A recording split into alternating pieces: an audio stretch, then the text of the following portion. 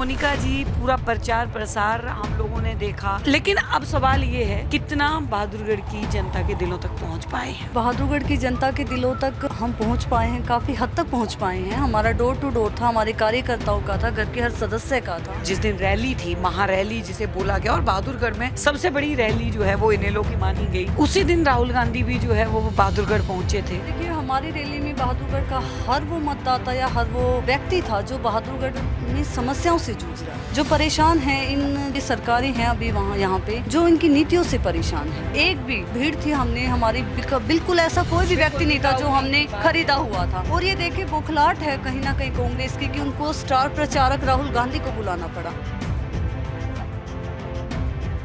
नमस्कार, आप देख रहे हैं जबरदस्त हरियाणा। मैं हूं आपके साथ आशा शर्मा। और वो दिन अब आ ही गया जब वोटिंग होनी है और हर प्रत्याशी का जो किस्मत है वो रंग दिखाएगी। लेकिन जनता, बहादुरगढ़ की अगर जनता की बात करें तो उनके मूड में क्या है ये तो वोट डालने के बाद और नतीजे आने के बाद पता चलेगा। लेकिन काफ़ी मेहनत की है घर वालों ने, प्रत्याशी ने, और उसके साथ में अगर बात करें तो डोर टू डोर जो साथ में कार्यकर्ता साथ में चले उन लोगों ने। उसी कड़ी में हमारे साथ इनेलो से जो है मोनिका कपूर राठी जी हमारे साथ हैं। मोनिका जी पूरा प्रचार प्रसार हम लोगों ने देखा कि किस जोशीले अंदाज में सब लोग जो हैं वो पूरे बहादुरगढ़ में छाए रहे। और मतलब पहले दिन से लेके आखिरी दिन तक ऐसा ही जोश जो है वो सब में देखने को मिला। लेकिन अब सवाल ये है कि कितना बहादुरगढ़ की जनता के दिलों तक पहुंच पाए हैं। जी, बहादुरगढ़ की जनता के दिलों तक हम पहुंच पाए हैं, काफ़ी हद तक पहुंच पाए हैं। हमारा डोर टू डोर था, हमारे कार्यकर्ताओं का था, घर के हर सदस्य का था। तो हमारी कोशिश रही है कि बहादुरगढ़ के एरिए को और हमने काफ़ी हद तक कवर किया और लोगों से हमारा मैन टू मैन मार्किंग रही जी। लेकिन बीच में अगर बात करें जिस तरीके से बीच में जिस दिन रैली थी, महारैली जिसे बोला गया, और बहादुरगढ़ में सबसे बड़ी रैली जो है वो इनेलो की मानी गई। उसी दिन राहुल गांधी भी जो है वो बहादुरगढ़ पहुंचे थे। कुछ असर, क्योंकि देखिए स्टार प्रचारकों की अगर बात की जाए तो बहुत सारे स्टार प्रचारक जो है वो पहुंचे थे, प्रत्याशियों ने यहाँ पे उतारे थे। कितना असर जो है वो उनका दिखाई देता है, कितना असर पड़ता है चुनाव के ऊपर उस चीज़ का। और क्या इनेलो को ये नहीं लगता कि यहाँ पे भी किसी और भी स्टार प्रचारक को उतारने की ज़रूरत थी, या फिर अपने दम पे जो वो होगा?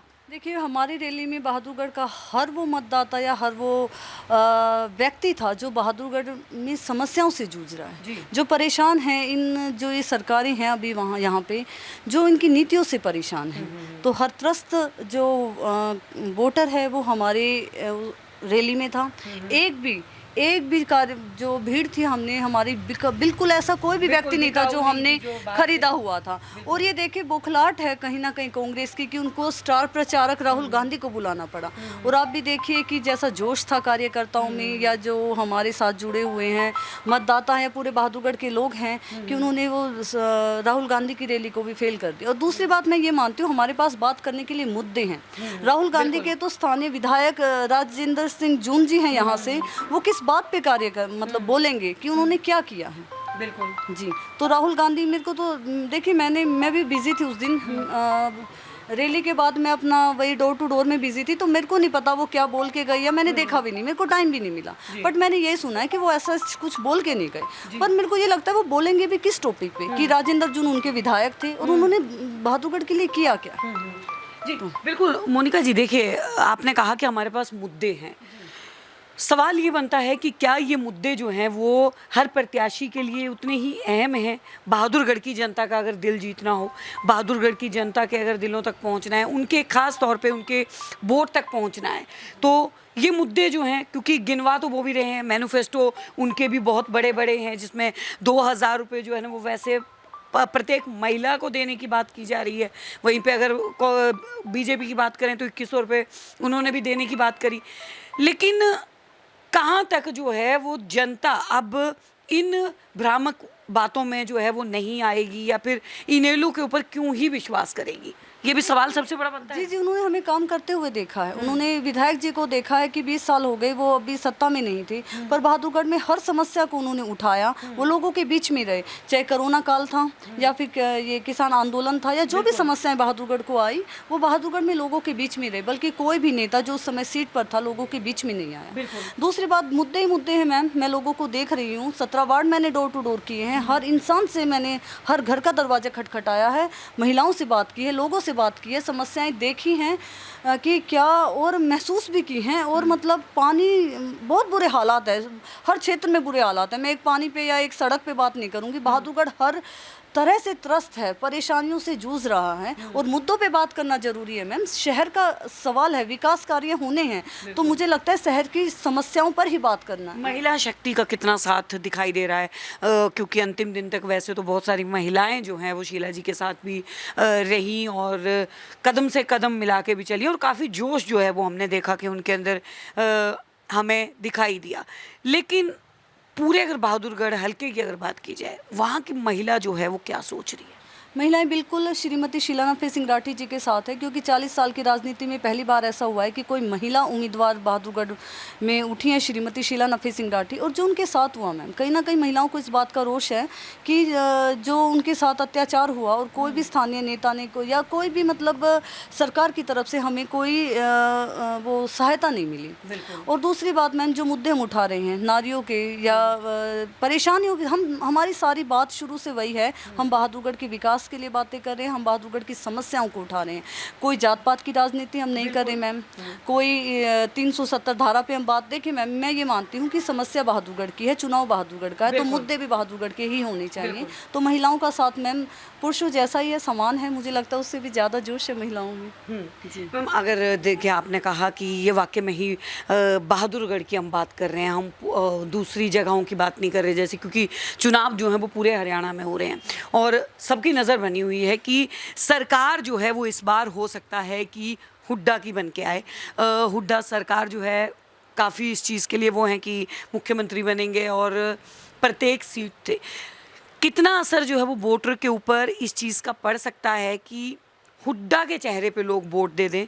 अगर एक तरफ से अगर पिछले विधायक यानी कि राजेंद्र जून को ना देख के वोट ना दें, लेकिन हुड्डा को देख के वोट दें, तो कहीं ना कहीं नुकसान तो दूसरे फर्क तो पड़ता है कि हुड्डा इस एरिया के हैं, अगर वो मुख्यमंत्री बनते हैं तो कुछ सीटों पे फर्क पड़ता है। पर बहादुरगढ़ की जो जनता है मैम, वो राजेंद्र जून जी के काम तो उन्होंने कुछ किए ही नहीं है, तो त्रस्त हैं, और कहीं ना कहीं वो नफे सिंह राठी जी परिवार पे विश्वास करते हैं। मेरे को लगता है थोड़ा बहुत फर्क पड़ेगा मैम, पर बहुत ज़्यादा नहीं, क्योंकि वही बात है, मैं वही बात कह रही हूँ कि अब राजेंद्र जून जी के पास अपनी जनसभाओं में बोलने के लिए शब्द नहीं है कि वो क्या बोलें। जैसे 2300 करोड़ रुपए पिछले चुनाव में पूर्व मुख्यमंत्री ने कहा था कि शहर में दिए, वो कह रहे हैं कि कोई ग्रांट आई नहीं, तो अब कहीं ना कहीं तो झूठ है, या तो मैम बीजेपी के नेता झूठ बोल रहे हैं या राजेंद्र सिंह जून जी झूठ बोल रहे हैं। तो वही है कि अगर 2300 करोड़ रुपए शहर में लगता तो ये शहर आज चमक जाता मैम। तो हुड्डा जी के, वो बस हुड्डा के नाम पे या राहुल गांधी के नाम पे वोट मांग रहे हैं, उनके पास कोई भी अपने लिए वोट मांगने का कोई भी ऐसा मेरे को ठोस कोई मुद्दा नहीं लग रहा कि मैंने ये काम किया है, ये काम किया है। आपने एक बात मोनिका जी बड़ी अच्छी बोली कि आरोप जो है वो एक दूसरे के ऊपर लगाया जाता है, बीजेपी कांग्रेस पे लगाती है, कांग्रेस बीजेपी पे लगाती है। अब सवाल ये बनता है, अगर इनेलो इस सीट में विजयी बनकर सामने आती है और मान लीजिए सरकार हरियाणा में किसी और की होती है, तब ये बहाने जो हैं वो इनेलो के पास तो नहीं होंगे बहादुरगढ़ की जनता के लिए कि सरकार हमारी नहीं थी, फंड नहीं मिला, इस तरीके के। और यही सवाल जो है मैं बहादुरगढ़ की हर जनता से, हर कार्यकर्ता से भी कर रही हूँ। देखिए मैम, जब मैं वार्ड नंबर 15 की पार्षद बनी थी तो उस समय विधायक हमारे खिलाफ था, उस समय चेयरपर्सन हमारे खिलाफ थी। कपूर जी एक बहुत ही अवेयर इंसान हैं, जानते हैं हर चीज़ को, झज्जर से वो काम पास कराते थे। और मैं बड़े गर्व के साथ कहती हूँ कि 31 वार्डों में सबसे ज़्यादा काम वार्ड नंबर 15 में हुए। तो एक छोटे क्षेत्र में हमने काम करके दिखाया है। मैम नियत होनी चाहिए, कोई भी काम बड़ा नहीं है। बहादुरगढ़ को ग्रांट मिलेगी, ग्रांट लाने वाले इंसान चाहिए। कागजी कार्रवाई करने वाले इंसान चाहिए। वो कहते हैं ना, हमारे हरियाणवी में बोलते हैं ना, जब घोड़ा ही उसको खेत को खाता है तो फिर क्या होगा। जब मैम खुद की मंशा ही है कि वो बहादुरगढ़ के विकास कार्यों में आने वाले पैसों को वो लोग लूट रहे हैं, तो वो काम कहाँ से करेंगे। तो मुझे बिल्कुल यकीन है कि हम बड़े निर्भीकता से अपना काम करेंगे और अपनी ग्रांट भी लेके आएंगे और बहादुरगढ़ का विकास करेंगे। एक मैनिफेस्टो में एक दावा जो है वो किया गया है कि जीत के बाद जो है प्रत्येक गांव को अपने निजी खर्च से 11-11 लाख रुपया जो है वो दिया जाएगा। ये बिल्कुल सत्य है? बिल्कुल सत्य है मैम, क्योंकि गांव के हालात बहुत ख़राब हैं। हम ये सोचते हैं कि ग्रांट आएगा, जब आएगा देखिए 1-1.5 महीना लगेगा हमें भी इस काम को समझने में और करने में, तो तब तक हम गांव में जो बहुत समस्याएं हैं मैम, कुछ तो ऐसा हो जो उनका मेन काम हो वो हम करा सकें। जी, बहुत बहुत धन्यवाद मोनिका जी। तो देखिए मोनिका कपूर राठी जी हमारे साथ जुड़ी थी, समस्याओं को लेके हमने बात करी, पूरे चुनाव में हमने बहादुरगढ़ हलके में क्या क्या समस्याएं हैं, किन बातों को लेके लोगों के बीच में चर्चा है, कौन कौन सी ऐसी समस्या है और किन चीज़ों का आश्वासन बहादुरगढ़ की जनता चाहती है, ये सब हमने आपको दिखाया। मोनिका कपूर राठी जी की ये गारंटी, या बात की जाए पूरी इनेलो पार्टी की ये गारंटी, क्या वाकई में ही बहादुरगढ़ की तस्वीर को बदल के रख देगी? आप लोग क्या समझते हैं हमें ज़रूर बताइएगा। बने रहिए हमारे साथ, देखते रहिए ज़बरदस्त हरियाणा।